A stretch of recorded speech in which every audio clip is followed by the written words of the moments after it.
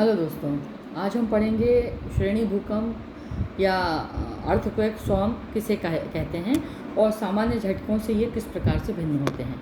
ठीक है, तो आइए समझ लेते हैं इसको। तो भूकंप जो है वो पृथ्वी की परपटी पर अचानक से ऊर्जा मुक्त होने से उत्पन्न होते हैं, जिससे भू सतह जो है उसमें कंपन होता है। और अधिकांश भूकंप एक मुख्य झटके यानी मेन स्ट्रोक के साथ होते हैं, जिसमें पहले और बाद के झटके बाद के झटकों के रूप में देखा जाता है। लेकिन कुछ परिस्थितियों में एक क्षेत्र में कई छोटे छोटे भूकंप एक अवधि में लगातार आते हैं बिना किसी प्रमुख झटके के, है ना। इस प्रकार की गतिविधि को श्रृंखला भूकंप या भूकंपीय श्रेणी या भूकंप मतलब अर्थक्वेक स्टॉर्म कहा जाता है। ठीक है, अब श्रृंखला भूकंप या अर्थक्वेक स्टॉर्म क्या है। तो भूकंपों की ऐसी श्रृंखला जिसमें एक ही भौगोलिक क्षेत्र में अल्प या मध्यम अवधि के कई सारे भूकंप आते हैं, लेकिन इसमें कोई भी स्पष्ट रूप से सबसे बड़ा या मुख्य झटका नहीं होता है ना, उसे श्रृंखला भूकंप कहा जाता है। यह परिघटना हफ्तों, महीनों या कभी कभी वर्षों तक चल सकती है और इन झटकों में तीव्रता सामान्य, मध्यम या हल्की होती है। उदाहरण के लिए नेपाल और उत्तराखंड के क्षेत्र में कई बार इस प्रकार की भूकंपीय श्रेणियां देखी गई हैं।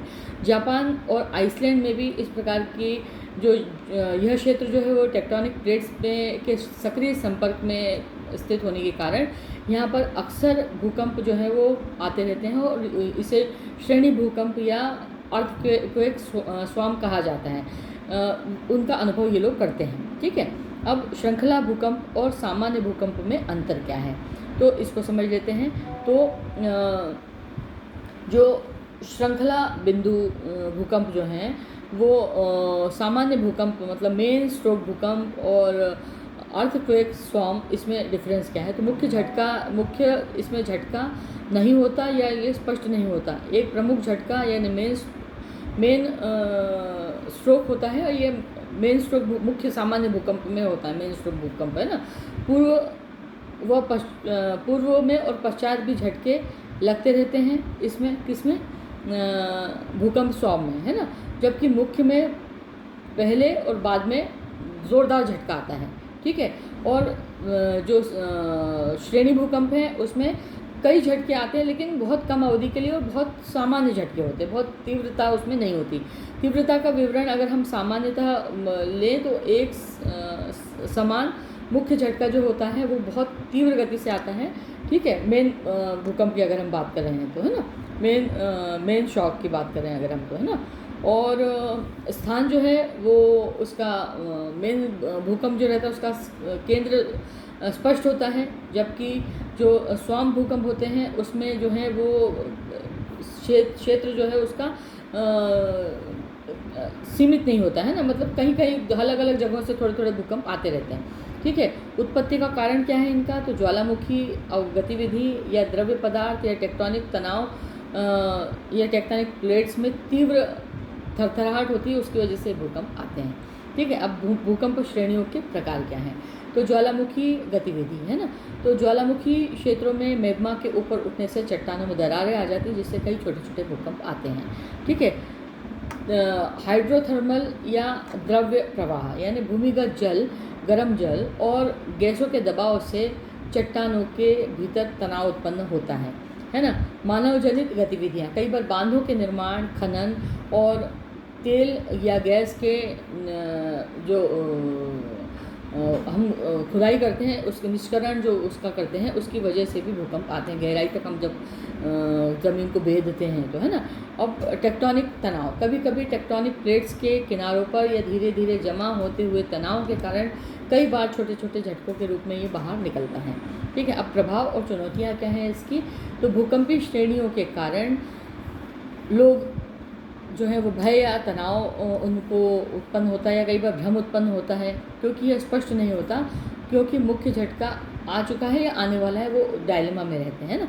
संरचनात्मक क्षति भले ही कम हो, लेकिन बार बार झटके आने से क्या होता है, मानसिक तनाव बढ़ता है कि यार ऐसा ना हो कि कभी ज़ोर से भी भूकंप जो है वो आ जाए, है ना। भविष्यवाणी इनकी करना कठिन होता है ना।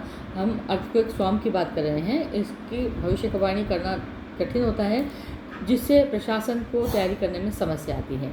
अब निष्कर्ष क्या निकलता है इसका?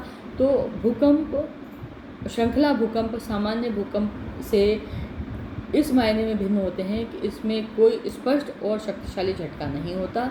यह भूकंपीय गतिविधियों का जटिल स्वरूप है जो वैज्ञानिकों के लिए अभी अध्ययन का विषय है और आपदा प्रबंधन जैसी एजेंसियों के लिए कार्य करने का एक विशेष क्षेत्र बन चुका है।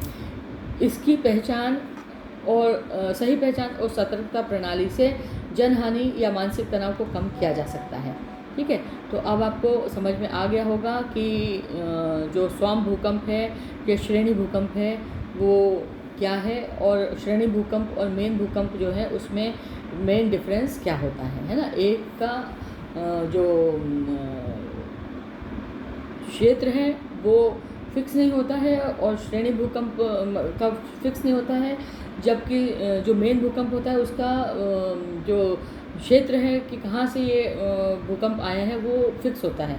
ठीक है, इसमें छोटे छोटे झटके आते हैं, जबकि मेन जो भूकंप होता है उसमें तेज़ झटका आता है, उसकी तीव्रता ज़्यादा होती है, इनकी तीव्रता कम होती है।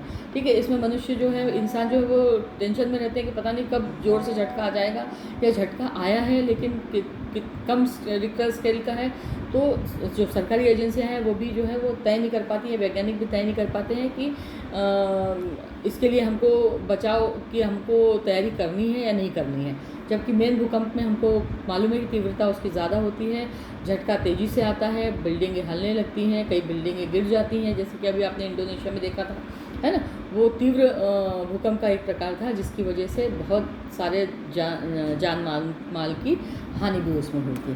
तो उम्मीद है आपको ये समझ में आ गया होगा, और अगर आपको अच्छा लगा है, समझ में आ गया है, तो मेरे चैनल को लाइक कीजिए, सब्सक्राइब कीजिए और शेयर कीजिए। Thank you.